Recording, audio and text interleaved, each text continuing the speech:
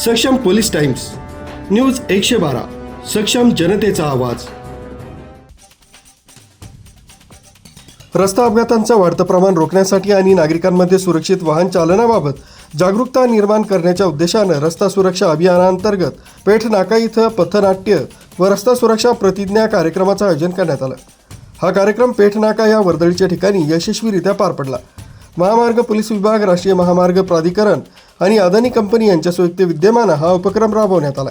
या कार्यक्रमात शासकीय औद्योगिक प्रशिक्षण संस्था ITI सोलापूर इथल्या विद्यार्थ्यांनी पथनाट्याचं प्रभावी सादरीकरण केलं।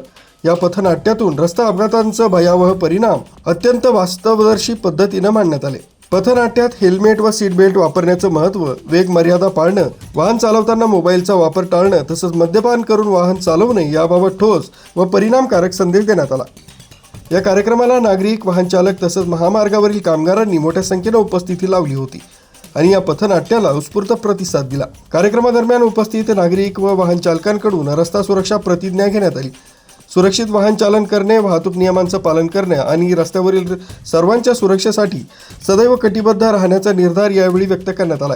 विशेष पोलीस महानिरीक्षक सुनील फुलारी, कार्यक्रमास मनोज बाबर, महामार्ग पोलीस प्रभारी कराड, राजेश माने, वाहतूक पोलीस प्रभारी इस्लामपूर, महेश चाबुकस्वार, अदानी सेफ्टी इंचार्ज आणि अशोक कुमार यांची प्रमुख उपस्थिती व मार्गदर्शन लाभलं।